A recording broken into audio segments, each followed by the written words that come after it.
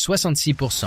Selon une étude longitudinale de Lifeway Research, 66% des jeunes adultes américains qui occupaient régulièrement les bancs des églises protestantes à l'adolescence disparaissent complètement du système entre 18 et 22 ans. Imagine l'empreinte tentaculaire de la méga-église américaine moderne, de vastes auditoriums caverneux, des installations spécialisées pour les jeunes, équipées d'éclairage de concert, de machines à fumer et de fours à pizza commerciaux. Pendant des décennies, le public a cru que cette infrastructure massive était le moteur ultime de la préservation institutionnelle. L'hypothèse de base était purement transactionnelle. Si tu divertis les jeunes, tu retiens les jeunes. Mais sous les lumières stroboscopiques et les tables de mixage synchronisées, un exode démographique silencieux était déjà pleinement en marche. Pour comprendre l'ampleur de cet effondrement, nous devons examiner l'architecture de l'illusion elle-même. Au cours des années 1980, 1990 et au début des années 2000, les institutions religieuses ont dû faire face à un paysage culturel en mutation rapide. Elles perdèrent du terrain face à MTV, aux jeux vidéo et à l'accélération implacable du divertissement de consommation. Paniquée par la capacité d'attention fluctuante de toute une tranche d'âge, l'Église a amorcé un pivot stratégique massif et largement financé vers le modèle d'attraction. Ce fut l'adoption massive des principes de l'entreprise et du marketing de masse appliqués à la théologie. La formule a été conçue pour encourager la conformité spirituelle par le biais de jeux, de retraites et de groupes de rock. Le succès se mesurait strictement à la densité physique. Une salle comble était enregistrée comme un triomphe spirituel. L'institution suivait activement la présence corporelle tout en restant totalement aveugle au désengagement psychologique. En transformant l'expérience en produit de consommation, l'Église est entrée dans une compétition qu'elle ne pourrait jamais remporter mathématiquement.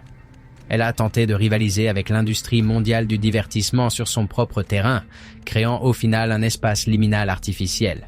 Les masses d'adolescents qui traversaient ces installations n'étaient pas ancrés dans une tradition historique. Ils étaient traités par un pipeline de consommation, et les données démontrent clairement qu'au moment où le divertissement s'arrêtait, le public s'en allait tout simplement. Le poids écrasant des statistiques ne laisse aucune place au réconfort anecdotique. Il s'agit d'une fracture systémique quantifiable à la décimale près. En 2007, Lifeway Research a publié des conclusions qui ont provoqué une onde de choc au sein de l'establishment ecclésiastique, révélant que 70% des jeunes adultes ont abandonné l'Église pendant au moins un an. En 2019, Lifeway a mis à jour cette recherche en sondant plus de 2000 jeunes adultes. L'aiguille a à peine bougé. Le taux de décrochage actualisé stagne en permanence à 66%. La chronologie de ce départ est d'une précision saisissante. Selon les données de recensement de cette démographie, 69% de ces jeunes y assistent régulièrement à l'âge de 17 ans. À 18 ans, le nombre chute à 58%. À 19 ans, il n'en reste plus que 40%. Au moment précis où la structure obligatoire de l'enseignement secondaire se dissout, l'affiliation religieuse s'évapore. D'autres grands organismes de recherche sociologique confirment cette trajectoire exacte. Le Fuller Youth Institute a mené une initiative massive connue sous le nom de College Transition Project, révélant que 40 à 50% des adolescents diplômés de ces programmes de jeunesse largement financés ne parviennent pas à conserver leur affiliation à l'université. Les sondages approfondis du groupe Barna l'ont corroboré, établissant que 59% des jeunes adultes issus d'un milieu chrétien rompent complètement les liens avec l'Église au cours de la vingtaine. Pendant des années, l'institution s'est isolée avec le mythe du retour inévitable. Le discours réconfortant supposait que ces individus faisaient simplement une pause universitaire avant de revenir pour élever leur propre famille. Les données démographiques rejettent violemment cette idée. Alors que 31% des décrocheurs finissent par revenir en tant que participants réguliers, le chiffre stupéfiant de 39% y assiste peu fréquemment et 29% n'y reviennent jamais. Nous observons la migration permanente de pans entiers d'individus hors du système. Si cette infrastructure d'attraction n'a pas réussi à transmettre les principes historiques, que programmait-elle exactement dans l'esprit de ces sujets? En 2005, les sociologues Christian Smith et Melinda Lundquist Denton ont publié The National Study of Youth and Religion. Basée sur des entretiens approfondis avec plus de 3000 adolescents dans 45 États, elle reste sans doute l'enquête la plus exhaustive jamais menée sur la vie intérieure des adolescents américains. Smith a découvert une réalité profondément troublante. La grande majorité de ces adolescents n'avaient pas le vocabulaire de base pour simplement articuler la foi qu'ils étaient censés avoir. À la place, les chercheurs ont identifié un nouveau système de croyance par défaut qui avait tranquillement colonisé leur psychologie, un cadre que Smith a appelé le déisme thérapeutique moraliste. Il s'agit d'une idéologie égoïste fortement édulcorée, définie par 5 principes fondamentaux. Le premier postule qu'il existe un Dieu qui a créé le monde. Le deuxième affirme que Dieu veut que les gens soient bons, gentils et justes les uns envers les autres. Le troisième soutient que le but central de la vie est d'être heureux et de se sentir bien dans sa peau. Le quatrième suggère que Dieu n'a pas besoin de s'impliquer particulièrement dans la vie d'une personne, sauf pour résoudre un problème. Et le cinquième prétend que les personnes de bien vont au paradis quand elles meurent. Ceci sert d'autopsie psychologique de l'ère des groupes de jeunes.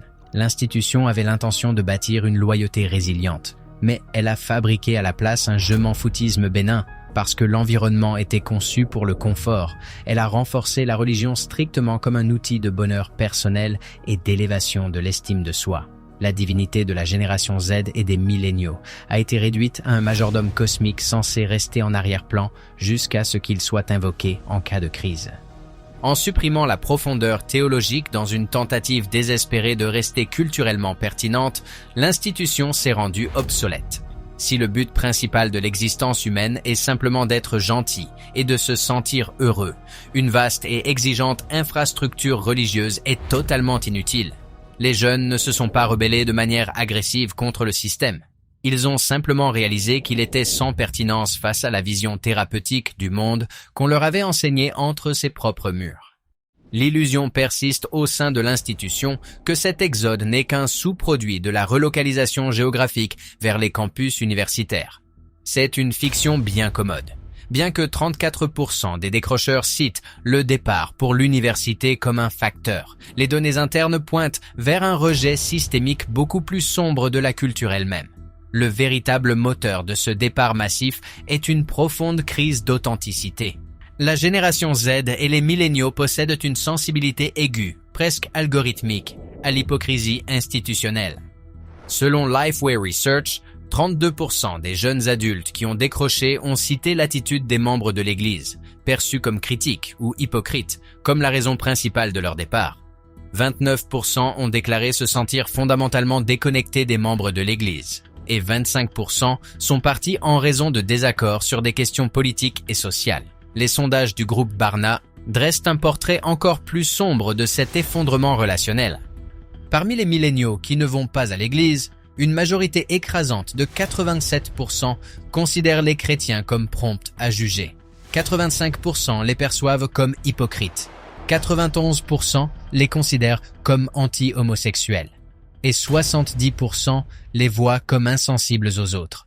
Pour un groupe démographique qui accorde une importance absolue à la transparence et à l'inclusion, ces paramètres sont catastrophiques. C'est la friction entre la façade et la réalité. Le modèle d'attraction promettait communauté et pertinence. Il a livré des parties de laser game et des soirées pizza. Lorsque les masses sont devenues de jeunes adultes aux prises avec des réalités psychologiques et sociales complexes, ils ont trouvé l'institution complètement vide. L'Église a dépensé un capital sans précédent pour polir son extérieur, se présentant comme un refuge accueillant. Mais les données démographiques prouvent que le produit interne a été perçu comme hostile et inauthentique. Quand 66% des milléniaux interrogés s'accordent à dire que les fidèles américains sont hypocrites, le système ne souffre plus d'un problème de relations publiques. Il souffre d'une défaillance fondamentale de son intégrité structurelle. Ils ont activement reculé face à un environnement qu'ils jugeaient toxique. Nous sommes maintenant témoins des intérêts composés de cette erreur stratégique. L'échec de la rétention des milléniaux s'est accéléré pour devenir un effondrement démographique à grande échelle avec la génération Z. Les données des premières lignes de la recherche sociologique indiquent que la base de l'identité religieuse américaine évolue plus vite que les institutions ne peuvent le suivre. Le groupe Barna classe officiellement la génération Z comme la première génération véritablement post-chrétienne de l'histoire américaine. Le concept d'un fondement culturel et religieux partagé a été entièrement effacé. Actuellement, le pourcentage d'adolescents de la génération Z qui s'identifient comme athées est le double de celui de la population adulte en général, s'établissant à 13% contre une base de 6% chez les adultes. De plus, 14% de ces adolescents se classent explicitement dans la catégorie aucune de ces réponses, rejetant tout alignement idéologique avec un cadre religieux établi. Mais la statistique la plus choquante, la mesure qui signale une altération permanente et irréversible du paysage institutionnel, est la désaffiliation sans précédent des jeunes femmes. Historiquement, les femmes ont toujours été le groupe démographique le plus religieux, formant l'épine dorsale fiable et non rémunérée de l'infrastructure de l'Église. Cette réalité est officiellement morte. Selon une étude de 2023 publiée par Barna, un écart massif entre les sexes est apparu. 38% des femmes de la génération Z âgées de 18 à 24 ans s'identifient désormais comme sans affiliation religieuse. Ceci est remarquablement plus élevé que leurs homologues masculins, qui signalent un taux de désaffiliation de 32%. Dans toutes les pratiques spirituelles mesurées, ces jeunes femmes adultes montrent les niveaux d'engagement les plus bas. Seuls 30% déclarent avoir assisté à un service de culte la semaine dernière. C'est un indicateur avancé catastrophique lorsque le groupe démographique qui maintient historiquement la continuité générationnelle d'une institution commence à sortir à un rythme de près de 40%. L'intégrité structurelle du système tout entier est gravement compromise. Les statistiques ne mentent pas. Le pari massif sur le divertissement, les tentatives désespérées de reproduire la culture de consommation, la création d'environnements d'attraction hautement élaborés, tout a culminé par une rupture catastrophique de la continuité générationnelle. L'Église a construit une infrastructure massive et étincelante conçue pour attirer les foules, mais a négligé les mécanismes nécessaires pour forger une substance durable. Maintenant, les bâtiments restent. Les auditoriums sont toujours aussi vastes. Les écrans sont toujours lumineux, mais la démographie se déplace comme du sable sous les fondations. Alors que les derniers vestiges de l'illusion d'attraction s'effacent, nous restons à contempler des architectures vides et des taux de rétention en chute libre.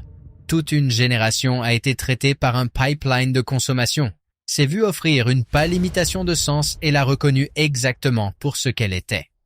Que devient un empire de bâtiments vides lorsque le public massif et sans visage qu'il devait divertir réalise qu'il n'a plus besoin du spectacle?